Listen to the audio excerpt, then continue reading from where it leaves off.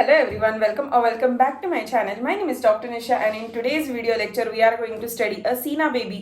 तो है ना, ये रेमेडी जो है सीना रेमेडी, तो वो बहुत ज़्यादा कॉमनली यूज रेमेडी है. Like for children complaints, everybody children complaints के लिए. मतलब पहले तो ना सीना, चामोमिला, सिलिशिया, बराइटा, उसके बाद पल्सेटिला, बेलेडोना, यही सारी चीज़ें हमारे, अकोनाइट हो गया, ये एंटीमोनियम टार्डी, ये सारी चीज़ें ही हमारे ध्यान में आती है कि बहुत ज़्यादा. सीना बेबी ये हम लोग पढ़ेंगे. तो सीना बेबी का हम लोग अभी स्टार्ट करते हैं. तो पहले से मैं ना एक आपको फॉर्मेट दे देती हूँ कि क्या क्या पढ़ेंगे हम लोग. तो सीना का हम लोग अपीयरेंस पढ़ेंगे, उसके बाद हम लोग 20 पॉइंट्स के लिए जाएंगे. ठीक है.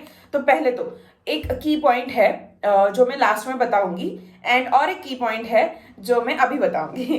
तो सीना का जो ड्रग है वो है ना आपको चामोमिला के साथ, बराइटा के साथ, सिलिशिया के साथ कंपैरिजन में आ सकता है. तो ये 20 पॉइंट्स आपको बहुत ज़्यादा ध्यान में रखने हैं. It can ask for 20 marks also, otherwise it can be ask for sub question for 10 marks, right. So you have to pay attention to it कि है ना आपको ये करना ही करना है. फाइन.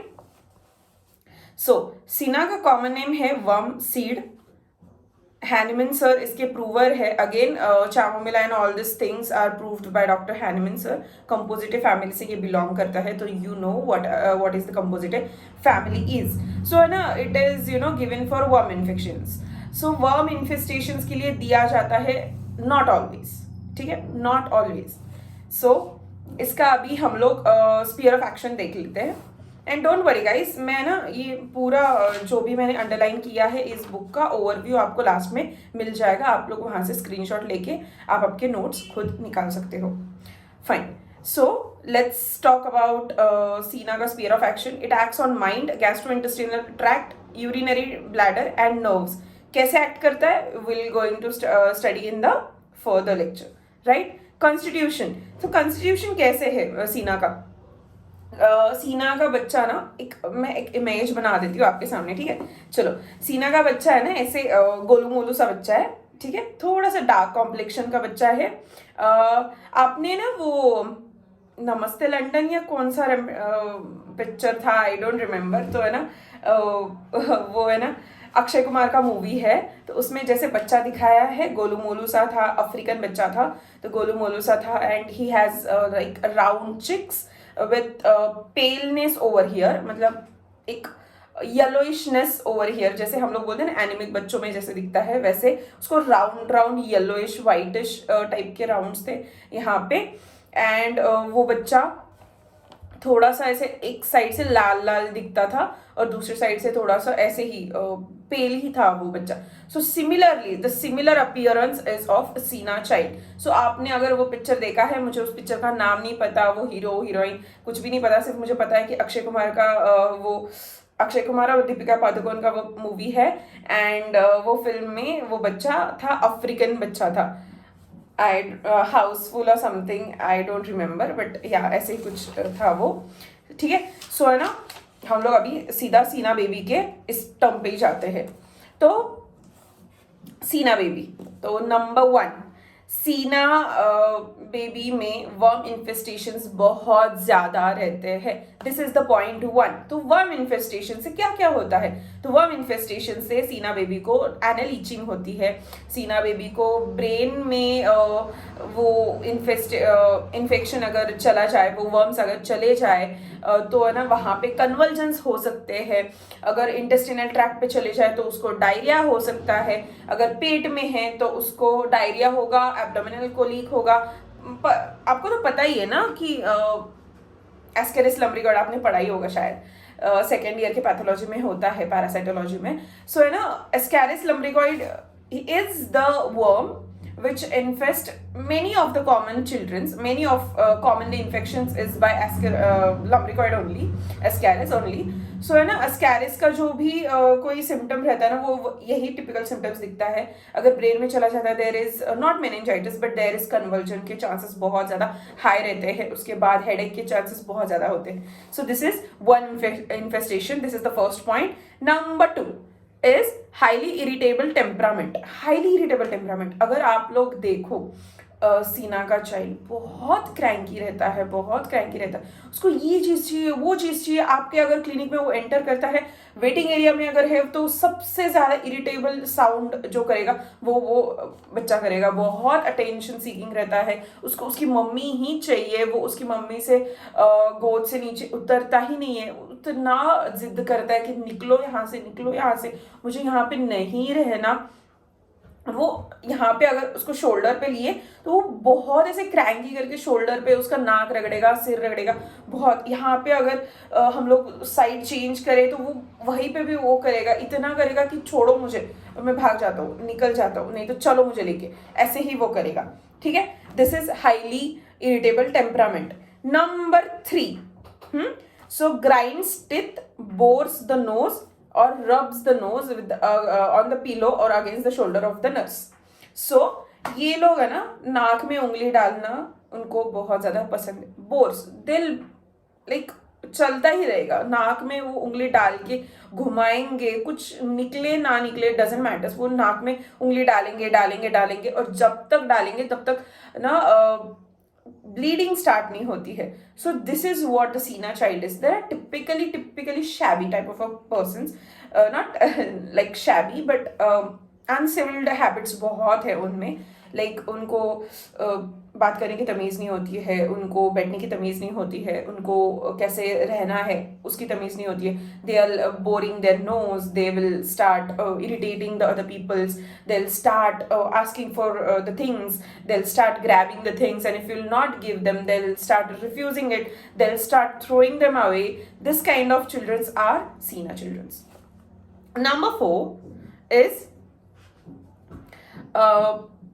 Grinds that teeth. ठीक है, तो बहुत टिथ ग्राइंड करते हैं, मतलब इतना कि ऐसे आवाज आती है, हम लोग बोलेंगे यार शांत बैठ प्लीज, ऐसे बहुत दांत वो ये करते हैं, क्योंकि उनके गम्स बहुत ज़्यादा वीक रहते हैं, उनके गम्स बहुत ज़्यादा इरिटेबल रहते हैं, उनको इरिटेबिलिटी बहुत ज़्यादा महसूस होती है, क्योंकि वो स्वीट ज़्यादा खाते हैं। तो स्वीट ज़्यादा खाएंगे तो वहाँ पे बैक्टीरियल इन्फेक्शन ऑब्वियसली रहेगा। अगर बैक्टीरियाज वहाँ पे ग्रो रहेंगे तो उनका फाउल ब्रेथ रहेगा, फाउल ब्रेथ की वजह से और सारी बैक्टीरियाज की इन्फेक्शन की वजह से वगैरह वहाँ पे ना बहुत ज़्यादा ऐसे ग्राइंडिंग सा वो करेंगे, क्योंकि उनको इचिंग टाइप सेंसेशन रहेगा, वहाँ पे टिकलिंग टाइप सेंसेशन रहेगा उनको गम्स में। ठीक है, so number 5, baby looks very pale with dark hair and complexion. ठीक है, तो जैसे मैंने आपको अपीयरेंस बताया था, वो जो गोलू मोलू बच्चा है याद करो। सो वो गोलू मोलू बच्चा, उसके बाल बहुत काले काले हैं थे। ठीक है, फिर उसके बाद वो भी थोड़ा सा डार्क कॉम्प्लेक्शन का था। उसके बाद वो पेल दिखता था। ठीक है, so this is what the child is. Number 6 whitish bluish appearance around the mouth. Whitish bluish appearance around the mouth. There is here this lip corner which you can see where females को पता होगा शायद, या फिर जो भी आपके female friends है boys, you can ask them, जहाँ पे पेंसिल लाइनिंग करते हैं हम लोग, वहाँ का जो लाइनिंग रहता है वो लिप्स का लाइनिंग उनका कैसा होता है, तो ब्लू, एकदम ब्लू एंड व्हाइट कलर, मतलब यहाँ पे व्हाइट दिखेगा और ब्लूइश बीच में लगेगा, फिर व्हाइट दिखेगा, यहाँ पे व्हाइट दिखेगा, ब्लूइश लगेगा, फिर व्हाइट दिखेगा। This type of appearance is there. तो ना उनके होठ भी थोड़े से उल्टे साइड से रहते हैं और ब्रॉड होठ रहते हैं, मतलब लिप्स बहुत ज्यादा ब्रॉड रहते हैं, तो वहां पे भी अपीयरेंस रहेगा, like as if they have applied some kind of bluish dark pink या फिर ब्लू पर्पल सा लिपस्टिक नीचे के साइड से, so that kind of appearance. So number 7, with dark ring around the eyes. Dark ring around the eyes, ऐसे रात में बहुत क्रैंकी सा कर दिया या फिर सोया नहीं ठीक से, तो डार्क रिंग जैसे आती है वैसे उनको dark ring around the eyes होता ही होता है। नंबर 8 इज रोजी बेबी। सो है ना, उसकी जो चिक्स रहते हैं ना यहाँ पे बहुत ऐसे रेड चिक्स रहते, तो उसको है ना रोजी बेबी भी बोल सकते हैं। लाइक वो जो बच्चा था अफ्रीकन बच्चा जो मैंने आपको बताया था, तो वो बच्चा, उसके चिक्स ऐसे गोल से चिक्स थे, तो वो यहाँ पे ये चिक्स पे वहां पे उसको पिंक कलर का रूज जैसे हम लोग लगाते हैं, ब्लश लगाते हैं, वैसे टाइप का उसको लगाया जैसे वो दिखता था। सो है ना रोजी टाइप ऑफ अ बेबी। ठीक है, now number 9 is silky baby, one cheek is red and other cheek is pale. ठीक है, तो वन चिक इज रेड, अगर ये रेड चिक है तो ये पेल चिक है। यहाँ पे अगर ब्लश है तो नीचे वाला कुछ भी नहीं है, और यहाँ पे अगर ब्लश है तो एक साइड में ना थोड़ा सा एक्सटेंडेड रहेगा, दूसरी साइड में इधर ही ब्लश और इधर कुछ भी नहीं, पिंक, इधर सारा pale pale pale, this type of baby. Then number 10, there is red and hot. ठीक है, एक चिक है, जो मैंने ये वाला चिक बताया था, तो ये वाला चिक है लाल।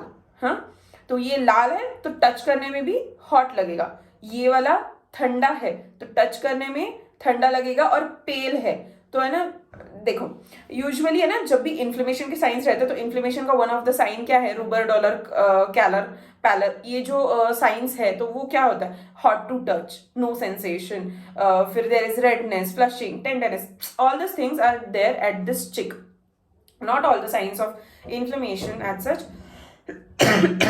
sorry, but there is redness over chick। एक चिक रेड है और एक चिक हॉट टू टच है, एक चिक पेल है and there is cold to touch. बहुत इजी है, सिंपल है अंडरस्टैंड करने के लिए। Number 11 is screaming during sleep.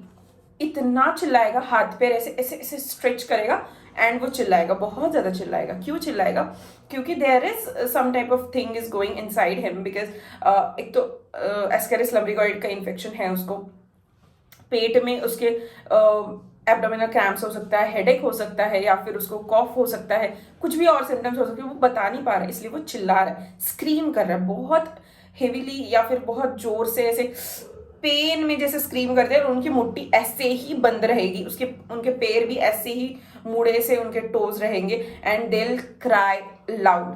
ठीक है, so this type of childrens are there. Number 12, bed wetting. So urine infection. Why urine infection, क्योंकि बच्चे है ना क्या करते हैं, वहां पे बोर करते हैं, मतलब अगेन एंड अगेन वहां पे अगर एस्केरिस लम्ब्रिकॉइड का इन्फेक्शन है तो उनको वहां पे इचिंग रहेगा बहुत ज्यादा, तो वो इच करेंगे इच करेंगे इच करेंगे, बहुत ज्यादा इच करेंगे, एंड उसके बाद उनको नाखून लगने की वजह से वहां पे थोड़ा बहुत कुछ तो हो जाता है, वुंड हो जाता है। तो अगर वो वुंड होता है तो वहां पे उनको इरिटेशन होती है। तो है ना, मोस्टली जब यूरिन को जाना चाहिए व्हेन दे आर अवेक, तो वो जाते नहीं है, जस्ट बिकॉज कि वहां पे उन्होंने इच करके वो बहुत सेंसिटिव कर दिया है। अगर वो सेंसिटिव हो गया है इच करके, तो वो है ना यूरिन पास नहीं कर पाएंगे, यूरिन पास करते समय उनको दर्द होगा, तो वो लोग जब सोएंगे with full of bladder, there is involuntary passing of urine, that is called as bed wetting. ठीक है, वाई, एंड समटाइम्स जब भी this is one of the possibility. Okay, the second possibility is जब भी उनको एस्केरिस लम्ब्रिकॉइड का infection होता है, that goes into the brain directly, and उसके बाद उनको है ना बहुत सारे सेंसेस लॉस हो जाते हैं। बहुत सारे लोगों को ऐसे प्रॉब्लम होती है, it can be habitual problems और it can be mental related problems. So both a way we should understand the bed wetting symptoms. Fine. So for that you need to take more and more cases. So the number 13 is highly irritable. Fine, they are highly irritable, they are peevish, they gives cross and ill humored answers. Fine, ये था number 13। सो है ना, page जैसे मैंने बोला आपको, uncivil, यहाँ का कुछ लेंगे, उनको ये अगर पेन पसंद है, they grab this pen and they throw somewhere, and if you will ask for writing the prescription, they will not give you, they will just throw everywhere. ठीक है, सो ऐसे टाइप का बच्चा रहता है वो। देन 14 नंबर है, does not want to touch और लुक एट। जब भी हम लोग उनको अप्रोच करेंगे, they'll just start crying, screaming, they'll just start throwing off, कि वो बिल्कुल भी नहीं वो देख पाएंगे हमको, या फिर हम उनको देखें और वो शांत बैठेंगे, ऐसा कभी भी नहीं होगा। बहुत इरिटेबल करेंगे, बहुत इरिटेबिलिटी वो थ्रो करेंगे, टैंट्रम्स थ्रो करेंगे, वो बहुत चीखेंगे, चिल्लाएंगे, as if we are beating them, hitting them. नहीं, ऐसा कुछ भी नहीं करते हम लोग, फिर भी वो बहुत रोते हैं। This type of peoples are cina child. Number, we missed the number. No, we are on the 15th number. That is, cannot bear to have anyone near him. Wants many things but refuses everything. जैसे मैंने आपको बोला कि मैंने अगर उसको pen दिया then नहीं, अगर है ना वो है मेरे पास यहाँ पे बैठा हुआ and he wants pen but I am writing prescription, मैं अगर प्रिस्क्रिप्शन लिख रही हूँ उसको पेन चाहिए तो मैं उसको प्रिस्क्रिप्शन होने के बाद उसको दे दूंगी पेन, बट जब मैं उसको पेन दे दूंगी वो थ्रो करेगा, वो फेंक देगा pen. Y?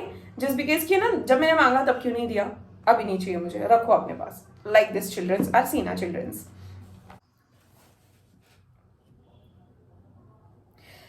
Number 17 is they are very much having desire for sweet, बहुत ज़्यादा उनको स्वीट का क्रेविंग रहता है, बहुत स्वीट खाएंगे, उनको इतना स्वीट पसंद है, इतना स्वीट पसंद है कि है ना वो कुछ भी चीज़ है, चपाती अगर देंगे हम लोग उसको, टॉर्टिला या फिर रोटी जो भी, तो है ना जब भी चपाती देंगे ना उसको उनके साथ शक्कर, उसके साथ शक्कर चाहिए, उसके साथ उनको घी चाहिए, उसके साथ उनको गुड़ चाहिए, उसके जैगरी, उसके साथ उनको कुछ तो आम्रखंड, श्रीखंड, या फिर कुछ भी, गुलाब जाम के साथ चपाती खाते कोई कोई बच्चे, कोई कोई बच्चे तो है ना वो गुलाब जाम का जो शुगर सिरप जो रहता है, तो शुगर सिरप के साथ चपाती खा लेंगे। तो 18th जो है उनको कन्वर्जन्स आते हैं, जस्ट बिकॉज मैंने आपको बोला ascaroid lumbricoid pass into the brain and start giving the convulsions, वहाँ का इन्फेक्शन बढ़ गया है and they start throwing off, तो उसकी वजह से कन्वर्जन्स होता है। टोनिक कन्वर्जन्स होते हैं, मुट्ठी बहुत बंद करते जोर से, कुछ भी हाथ में नहीं रखना है वैसे टाइम पे, मतलब अभी मैंने बंद किया तो माई रिंग गेट स्टक, तो उसकी वजह से मैं बता रही हूँ कुछ भी हाथ में नहीं रख सकते हम लोग, सॉरी लाइट, ठीक है, वो सारी चीज़ें ध्यान में रखनी है आपको। फिर नंबर 19 इज कन्वर्जन्स की वजह से, स्वीट की वजह से उनको डायरिया हो जाता है। तो स्वीट खाने की वजह से उनको डायरिया होता है, तो क्या क्या प्रॉब्लम्स होती है, उनको देखो, स्टूल्स बहुत ज़्यादा वाटरी रहते हैं, थिन रहते हैं, white containing indigestible food particles रहता है, उनका क्लीन टंग तो क्लीन रहेगा, उनको कोई भी डिहाइड्रेशन के सिम्टम्स नहीं दिखेंगे, but there is more and more of watery stools, passing of watery stool, उसके बाद उसकी वजह से वो डिहाइड्रेट हो जाते, वो गिर जाते, वो ऐसे ही बेहोशी की हालत में हो जाते, उसकी वजह से भी उनको कन्वर्जेंस आ सकते हैं जस्ट बिकॉज ऑफ डिहाइड्रेशन। सो ये था नंबर 19। और नंबर 20 इज, एक तो रह गया, जब भी हम लोग उनको अप्रोच करते हैं तब है ना उनको कभी भी हम लोगों को देख रहा है उनका स्मेल जो है ना स्वीटिश स्मेल रहता है उन बच्चों का, थोड़ा हम लोग अगर लेते हैं ना तो मिल्की स्वीटिश स्मेल रहता है। Not this smell doesn't comes always with the child, because कभी कभी है ना बच्चे ने अगर फीडिंग ली है तो उसके मुंह से या फिर उसके क्लॉथ से जहाँ पे भी थोड़ा सा मिल्क का लगा है तो वहाँ से स्मेल आना बहुत ज़्यादा कॉमन बात है। बट अगर वो बच्चा क्लीन एंड टाइडी है और वो स्मेल भी अलग स्मेल रहता है, ठीक है, बट अगर ये बच्चे का थोड़ा सा स्वीटिश रॉटन स्वीटिश जैसा स्मेल आता है then it is definitely a Cina child and you should definitely give the Cina medicine to him, because ये एक की पॉइंट है सीना का। उसके बाद उसको है canine hunger with this smell. तो कनाइन हंगर बहुत ज़्यादा खाता है, बहुत ज़्यादा खाता है, एक के बाद खाता ही रहता है, उसका पेट फुल जाता है, फिर भी उसको समझ में नहीं आता। और कभी कभी क्या होता है अल्टरनेट इसका वाइस वर्सा क्या होता है, वो बहुत खाना खाता है तो है ना पेट फूल जाता है, और कभी कभी क्या होता है वाइस वर्सा कि ये बंद ही हो जाता है, खाना खाना पूरा stop, like loss of appetite. This is the typical symptom of Sina child. This is canine hunger which is called for Sina child. So जो मैंने आपको बोला था लास्ट में कि मैं एक की पॉइंट बताऊंगी, सो की पॉइंट इज एपिडेमिक रेमेडी है ये सीना for childs, it is a epidemic remedy for whooping cough. So ये ध्यान में रखना, अगर आपके पास बच्चा आता है कोई भी और ट्रीटमेंट देके उसको, मतलब पहले तो बच्चा आपके पास आता है तो है ना अगर उसके मॉम डैड लिटरेट रहेंगे या फिर उसके मॉम डैड थोड़ा सा अवेयर रहेंगे होम्योपैथी के ट्रीटमेंट के बारे में, then they can definitely come to you directly. But if they are not and they had went to an allopathic treatment first and then they are coming to us with the secondary treatment for the whooping cough, then आपको उसको पूरा examine करना है, उसको देखना है, और epidemic की वजह से अगर ये कॉज हुआ है या फिर उसकी वजह से किसी और को कॉज हुआ है then you can definitely give cina to this baby cina 200 repetition potency में देंगे जब तक उसका कॉफ रिलीज नहीं हो जाता विथ बेलाडोना। तो बेलाडोना आप स्टैट में दे सकते हैं या फिर सीना आपको लोग स्टैट में दे सकते हैं, बेलाडोना का रिपीटेशन दे सकते हैं, vice versa with the treatment with the case of course, ठीक है। So yeah, this was it. This was Sina Child. I hope you understand this lecture. I hope you like this lecture. If do, then do consider subscribing to my channel. And मैं ना इसके बाद ये सिर्फ मैं ऐसे घुमा के आपको है ना दिखाऊंगी इस बुक का पिक्चर, तो आप है ना स्क्रीनशॉट ले लेना and you are good to study the book.